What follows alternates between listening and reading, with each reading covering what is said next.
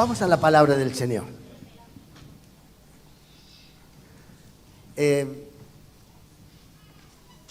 Jesús vive.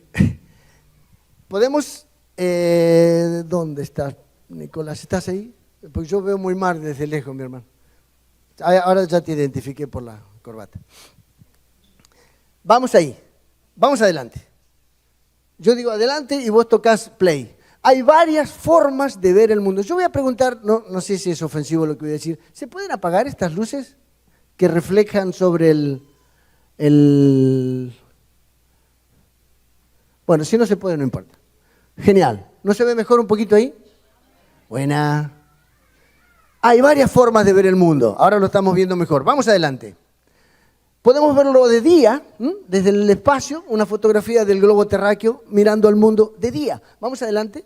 Podemos verlo de noche y si estuviera más oscuro, estarían viendo los continentes desde el espacio iluminados. Increíble, porque si ustedes miran la región de Europa, aparece una cantidad de luces tremenda. Lo mismo que la zona de Nueva York o el sudeste asiático, pero África aparece oscuras. En muchísimos lugares de África todavía no hay luz. Vamos adelante. O sea que podemos verlo de noche, podemos verlo por sus características físicas, los climas y tal. Vamos adelante.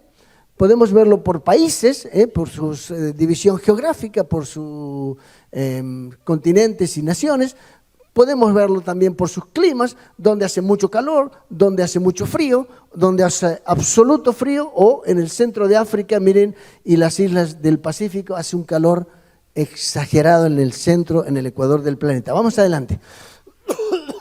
Podemos verlo también por la densidad de población, que esté más rojo, donde más gente hay. Fíjese, China, India, Indonesia, los lugares donde más población humana hay. Vamos adelante.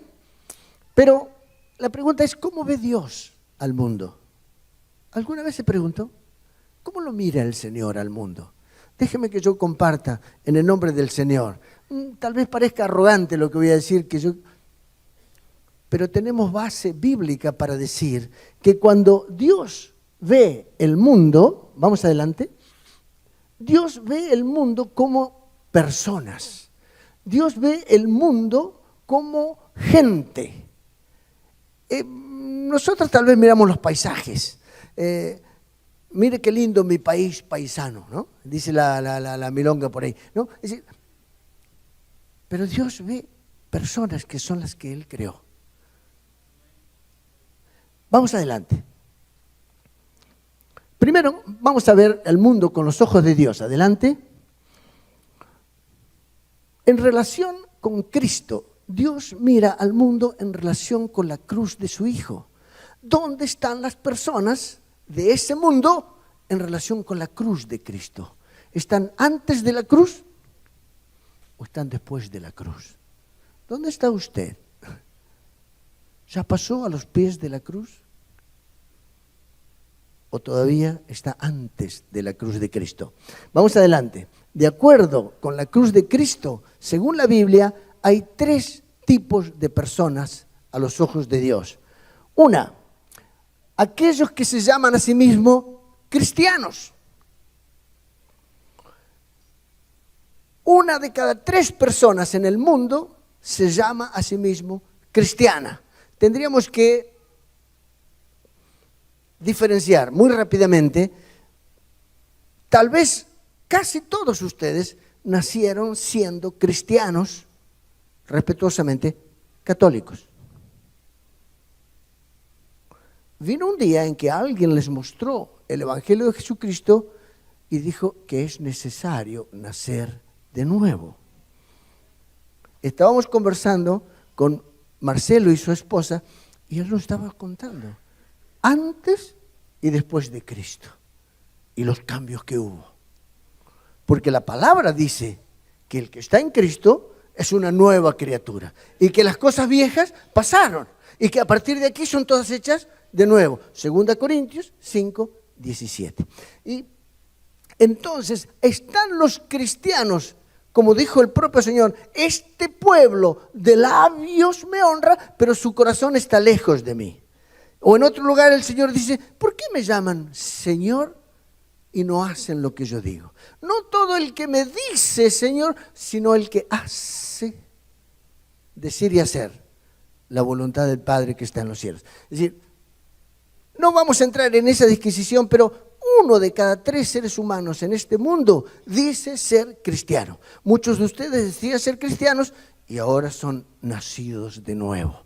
Pero no queremos entrar en esto para no pelear, por respeto a nuestros hermanos, que un día nuestros hermanos católicos van a nacer de nuevo. Así como nació de nuevo usted, y así como sus familiares tal vez todavía siguen en la oscuridad del catolicismo hasta el día en que le alumbre la luz de Cristo. ¿Está de acuerdo conmigo? Ahí tenemos un motivo misionero de oración por su familia. Entonces, están los cristianos y están los que rechazan al cristianismo. Al otro mundo lo llamamos mundo C, de cristiano. A este mundo lo vamos a llamar un mundo B, de burro. Porque son personas que han oído el Evangelio y lo rechazan. Yo trabajé algunos años en Europa y la gente, incluso en el consultorio, me decía, no me hable de eso. Yo no quiero que usted me hable de eso. Yo no tengo interés en el cristianismo, en la Biblia, en la religión. Y por causa de ciertos cristianos y sus instituciones, otras personas están perdiendo de entrar al reino de los cielos por culpa de los que dicen ser cristianos y no lo son. Pero ese también es otro tema, lo vamos a dejar. Pero la realidad es que hay una buena parte del mundo que se llama mundo B, de burro. Lo han escuchado y lo siguen rechazando. Lo rechazan. ¿Hasta ahí me entendió? Vamos más adelante. Y delante de Dios hay, según la cruz de Cristo, aquellos que no han oído nunca hablar de Él. Como le conté hace un rato, este joven que decía, aquí no vive nadie llamado Jesús.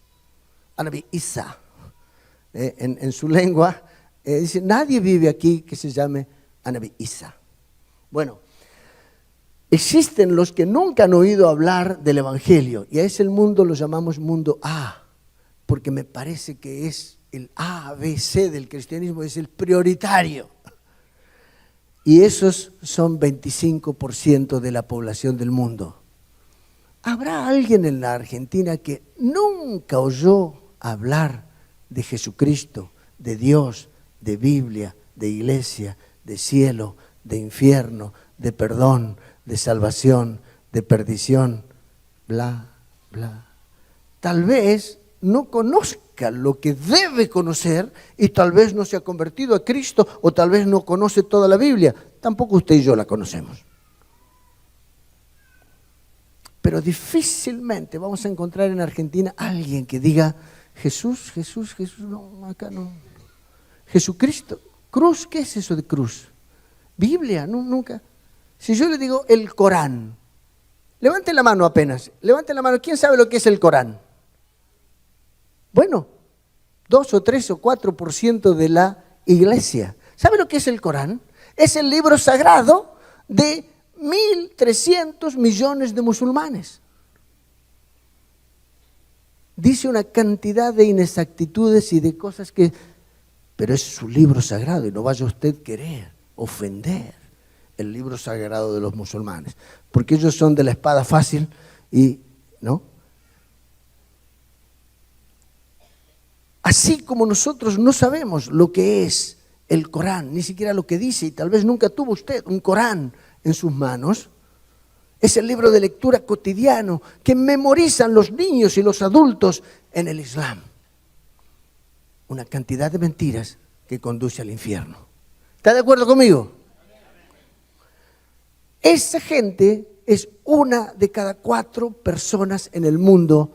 Nunca oyó el Evangelio de Jesucristo. Vamos adelante. Vamos adelante. 1 de cada 4 personas en el mundo está separada entonces del Evangelio. Vamos. ¿Me está entendiendo? Los amenes son cada vez más dormilones. ¿En serio que me está escuchando? Aleluya, vamos allá. En el mundo A, ese mundo que yo le dije, 1 de cada 4 personas en el mundo nunca oyó del Evangelio, el mundo A, hay personas así que no han sido nunca alcanzadas por el Evangelio en todos los continentes. En Argentina, muy poquitos habrá. ¿Será que hay alguien que no sabe quién es Jesús en la Argentina? Que no crea, que no vaya a la iglesia es otra cosa, pero que no... La mayoría de esos inalcanzados viven en una región del planeta y ahí hay que ir a trabajar. Bueno, esa región es donde estábamos. Por eso yo le dije al principio que usted iba a entender por qué. No fue un antojo ir para ahí, sino que ahí estaban los que nunca han escuchado. Vámonos, vamos adelante.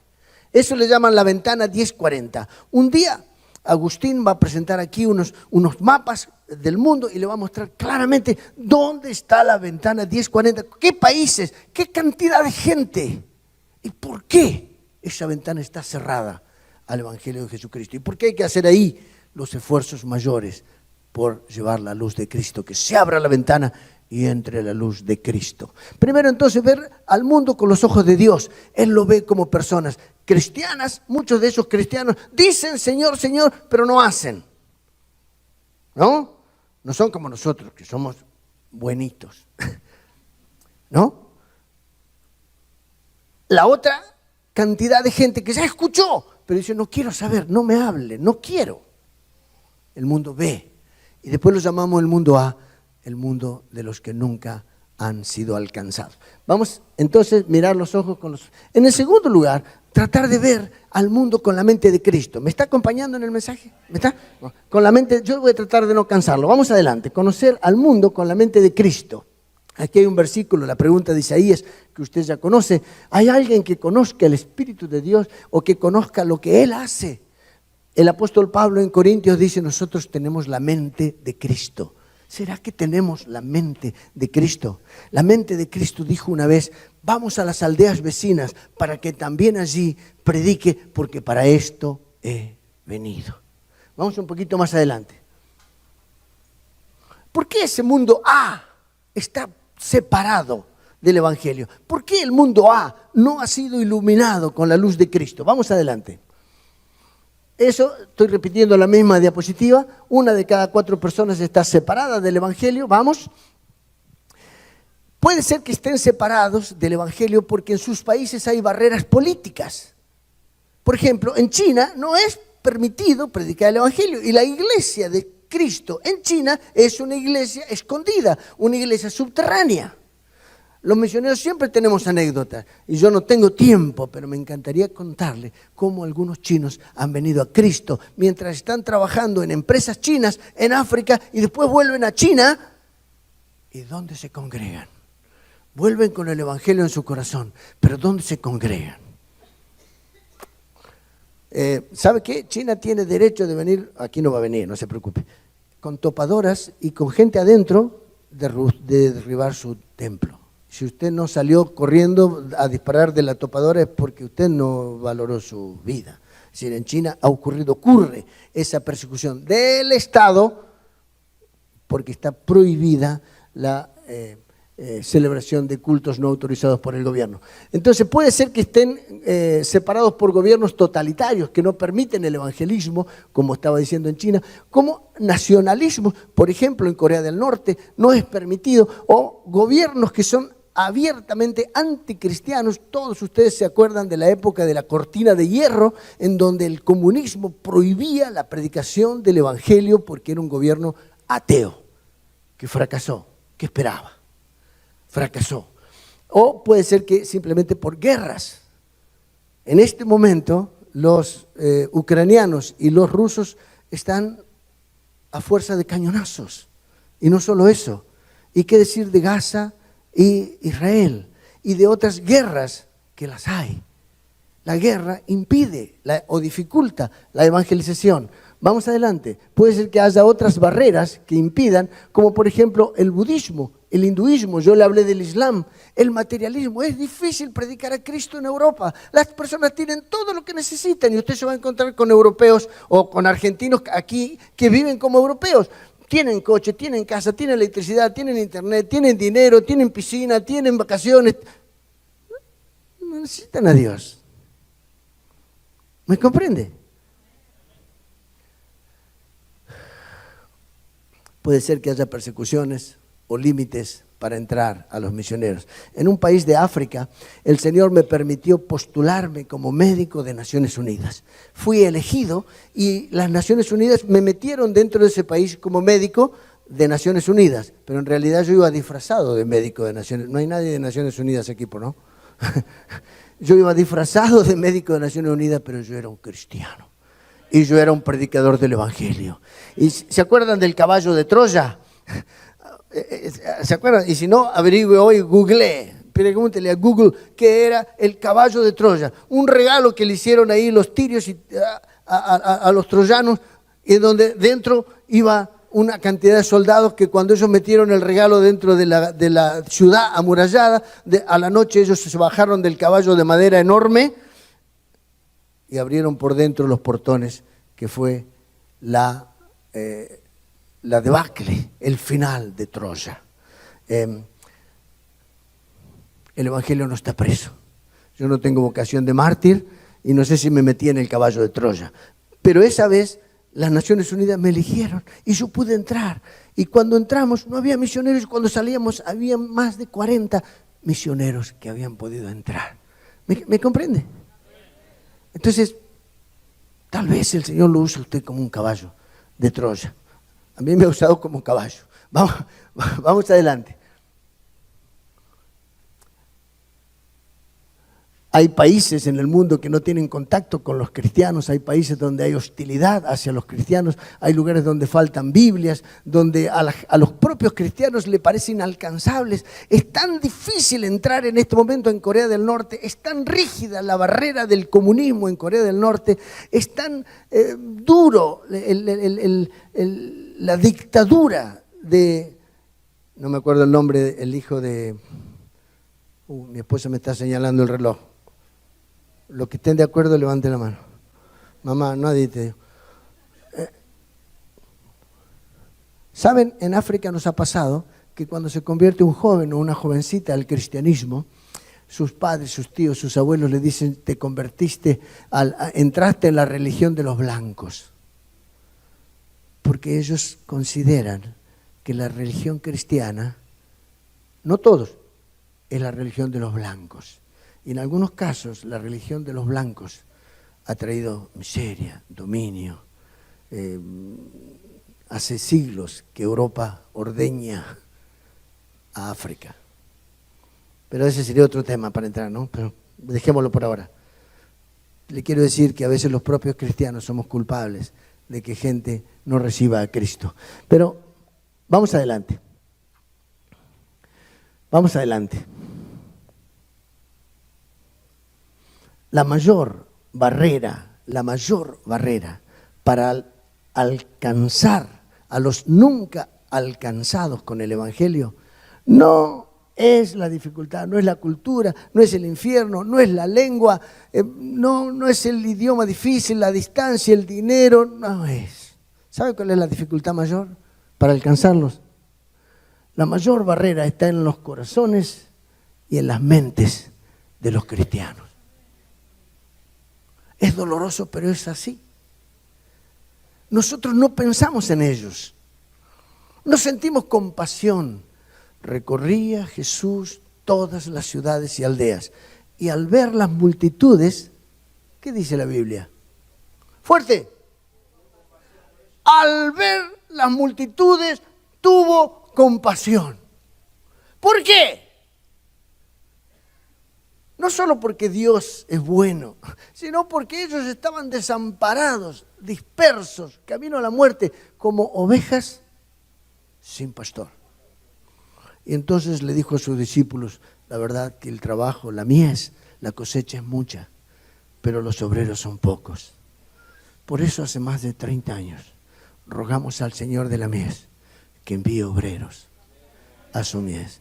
Tal vez sea hoy el día que el Espíritu Santo te está diciendo: hoy es el día para venir al altar del Señor y decir: Señor, no sé hablar, no sé a dónde, te ruego que me pongas pasión por las almas. Te ruego que me hagas una persona como el Señor Jesús, que al ver las multitudes desamparadas y dispersas, sentía pena, sentía compasión. Pero no se quedó solo en la compasión, dijo, rueguen al Señor de la mies, que envíe obreros a su mies. Iglesia, hoy es un día de reflexionar. Tal vez como iglesia necesitamos estudiar más la voluntad de Dios con respecto a este gran porcentaje de la población del mundo, no de los que han escuchado y ya no quieren escuchar más. Tal vez animar a aquellos que dicen Señor, Señor, y no están haciendo la voluntad del Señor. Pero sobre todo, enfatizar en aquellos que nunca han oído. Mire, yo vengo de una familia donde éramos 10 hermanos. Papá y mamá eran fieles creyentes y yo le doy gracias a Dios de que yo nací en un hogar donde cada noche papá nos enseñaba la palabra de Dios.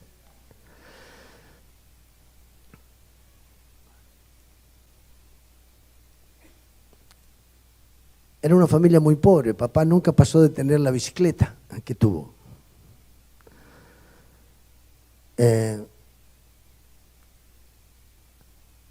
Y mi madre era muy obsesiva con la limpieza, entonces si usted ensuciaba lo que ella había limpiado, había leña. Y ella tenía una olla grande, parece que la veo, de aluminio, que me parecía a mí que era de acero inoxidable, porque siempre estaba tan limpio. Y cada día en casa comíamos un guiso. Un día era lentejas, otro día era arroz, otro día era fideos, otro día era garbanzo. Así que yo soy especialista en guisos. No me va a sorprender con un guiso. Nunca a ninguno de los 10, ni a mamá, ni a papá, ni a las 2 abuelas que vivían en casa, nunca nadie se repitió la segunda vez el guiso si todos antes no habían comido una vez. Si mi mamá podía hacer una distribución justa del guiso, ¿por qué los cristianos no podemos distribuir con justicia el pan de vida, el agua viva? ¿Por qué predicarle hasta el cansancio al mundo ve que no quiere oír? Tal vez porque Pablo dice que insistamos a tiempo y fuera de tiempo. Tal vez por el cariño que usted le tiene a ese tío, ese cuñado, esa vecina, ese amigo, ese patrón o ese empleado, cabeza dura que nunca quiero oír. Y tal vez un día, ese marido que 40 años fue borracho, está cerca de la muerte por cirrosis y el pastor le testifica por 450 veces y él se convierte a Cristo y muere al día siguiente. Amén, amén. Yo no siento esa vocación. A mí me interesa mucho más ir a aquellos que nunca han oído hablar de Él. Todo aquel, con esto termino, no voy a terminar porque ya Patricia se enojó, entonces no voy a terminar el audiovisual. Todo aquel que invoque el nombre del Señor será salvo. Es palabra de Dios. Luego dice, ¿cómo pues invocarán a aquel en el cual no han creído? ¿Y cómo podrán creer en aquel de que nunca han oído? ¿Y cómo oirán sin haber quien les predique? ¿Y cómo predicarán si no fueren enviados? Por eso la perdición de los que se pierden, iglesia, por eso la perdición de los que se pierden no es responsabilidad del Dios Trino. El Dios Trino amó de tal manera al mundo que envió a su Hijo. Y el Hijo amó de tal manera al mundo que dio su vida. Y dijo, no los voy a dejar solos, voy a enviarles el Espíritu Santo Consolador. Y Él está en el mundo. La perdición de los perdidos no es responsabilidad del Dios Trino. Él ama al mundo. Así como lo amó usted, ama a ese joven que ni el nombre de Jesús sabía. No lo ama a usted más que a él. Usted ha tenido la fortuna de tener el papá que tuvo, la mamá que tuvo, el pastor que tuvo o el vecino que tuvo que le habló de Cristo. ¿Sabe por qué? Porque alguien amó a este país hace un montón de años atrás y nos trajo el Evangelio. Su abuelo, su bisabuelo, su mamá, su papá conocieron a Cristo y le hablaron a usted. Salvo que usted sea cristiano de primera generación. Pero usted le hablará a sus hijos y a sus nietos. Alguien nos amó. Alguna iglesia oró y le pagó a algún misionero un salario, grande o pequeño, para que venga a traer a Jesucristo a la Argentina. Y lo trajeron. Y escuchamos, nuestros abuelos, nuestros bisabuelos. Hay iglesias que tienen 150 años en el país. Pero después de 100 años de mi denominación, estábamos saliendo hace 35 años atrás y nunca habíamos enviado un misionero. Nuestra iglesia no estaba preparada, ni siquiera lo está ahora. Pero la iglesia de Cristo es la novia. Ese es otro mensaje. Otro día, si se anima, que nos conviden. La novia de Cristo. ¿Sabe qué? Yo nunca vi una novia fea, ni siquiera en África. Suegra fea ya vi. Pero la novia de Cristo va a estar preparada, va a estar bella. Solo que en este momento una buena parte del trabajo que tiene que hacer la novia no lo ha hecho. Y es tiempo. Iglesia, la responsabilidad de los perdidos no es de Dios. Ni siquiera es de los perdidos, salvo que no quieran oír. La responsabilidad de los perdidos que nunca han oído es de la iglesia. Es a la iglesia que Jesucristo le encomienda. Así como el Padre me envió. Lucas 19:10. El Hijo del Hombre vino a buscar y salvar lo que se había perdido. ¿Le suena? Lucas 19:10. Oblíguele a su cabecita que se acuerde. Dice, y después el Señor Jesús dice, así como el Padre me envió, por tanto, vayan a General Pico. Amén. ¿No? Pero yo vi un lema. En el lugar donde nos hospedaron. El lema de esta iglesia no es llegar a General Pico, es llegar a los confines de la tierra. Dice, por tanto, vayan y hagan discípulos a todas las naciones. A todas las naciones. A todas las naciones. Para gloria de Dios. Para salvación de muchos. Y para corona de su iglesia. En el nombre de Jesús. En el nombre de Jesús. Amén. Amén.